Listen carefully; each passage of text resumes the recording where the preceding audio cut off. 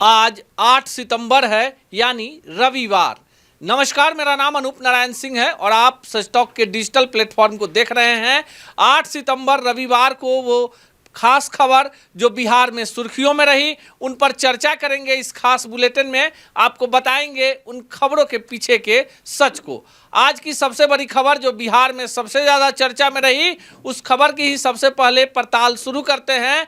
तो वो खबर है बिहार के नेता प्रतिपक्ष तेजस्वी यादव से जुड़ी हुई। तेजस्वी यादव मंगलवार यानी 10 सितंबर से बिहार में अपनी यात्रा प्रारंभ कर रहे हैं। यात्रा का स्वरूप क्या होगा, कौन कौन से लोग यात्रा में शामिल होंगे, प्रथम चरण की यात्रा कितने दिनों की होगी, रूट चार्ट क्या होगा, इस पर आज पार्टी के प्रदेश अध्यक्ष जगदानंद सिंह ने खुलासा कर दिया।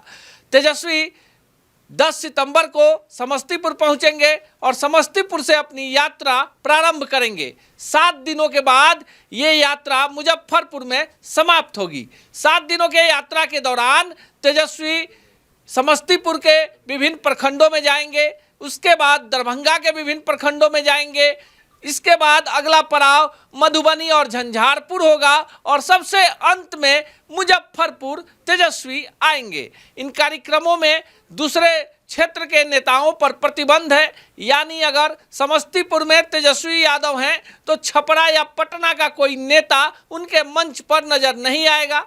वहां के स्थानीय कार्यकर्ताओं को तरजीह दी जाएगी। साथ ही साथ आरजेडी के संगठन से जुड़े लोगों से भी तेजस्वी इस दौरान रात्रि प्रवास में बातचीत करेंगे। मिशन 2025 विधानसभा के मद्देनजर तेजस्वी की ये यात्रा बेहद खास मानी जा रही है। सूत्रों की माने तो तेजस्वी अपनी इस यात्रा के माध्यम से आम जनमानस के बीच में ये विश्वास जगाने की कोशिश करेंगे कि जब 17 महीने की महागठबंधन की सरकार नीतीश कुमार के साथ थी तो उनके ही प्रयास से बिहार में जातीय जनगणना हुआ। विधानसभा में 65% आरक्षण लागू करने का मामला उठाया गया और उसे केंद्र के पास भेजा गया। साथ ही साथ बिहार में बीपीएससी से शिक्षकों की नियुक्ति, दारोगा, सिपाही नियुक्ति और तमाम सरकारी नौकरियों की घोषणा भी तेजस्वी के कारण ही हुई।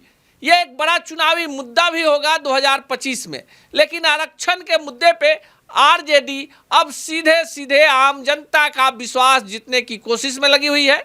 यह लोगों को बताने का प्रयास होगा कि केंद्र की सरकार जो है वो आरक्षण की सीमा 65% करने के खिलाफ है और यही कारण है कि इसे लागू नहीं किया जा रहा है।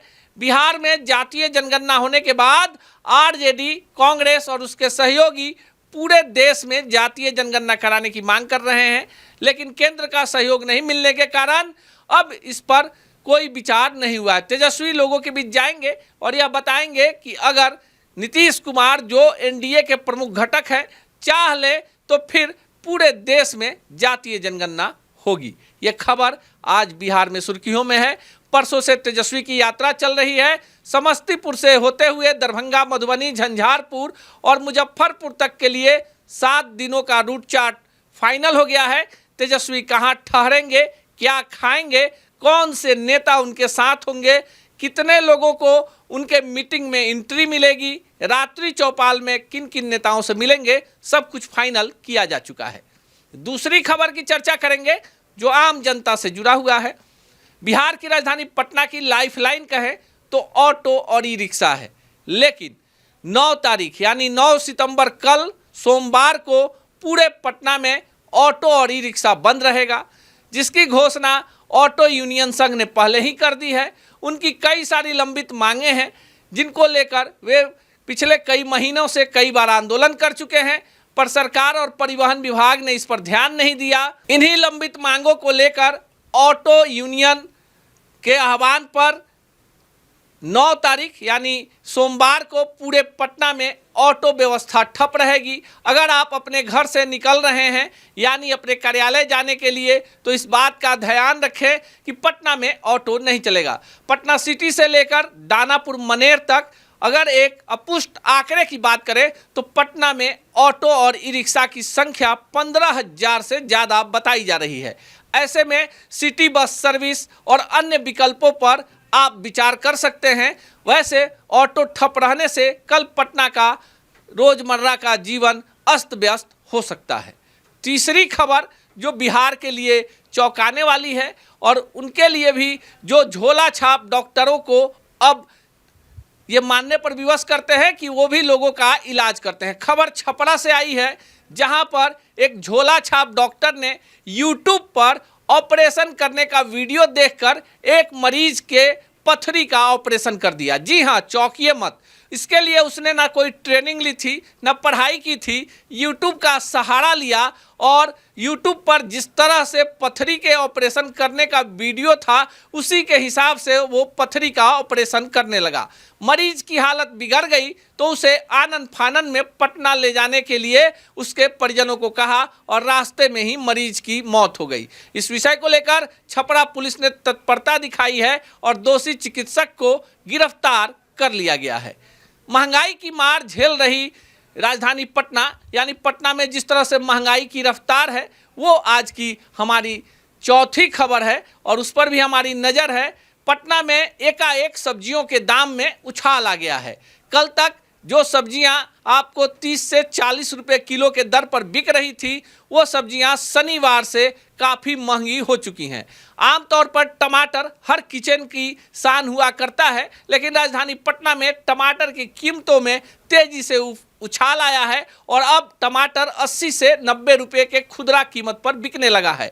प्याज ने भी छलांग लगाई है और पटना के बाजार में 70 रुपये किलो के दर पर प्याज बिक रहा है। खाने पीने की चीज़ों और सब्जियों पर सरकार कैसे बिचौलिए के नियंत्रण को समाप्त करे, इसको लेकर बातें तो बहुत होती है, पर इस पर कोई इम्प्लीमेंट नहीं होता और इसका सीधा मार आम आदमी को झेलना पड़ता है।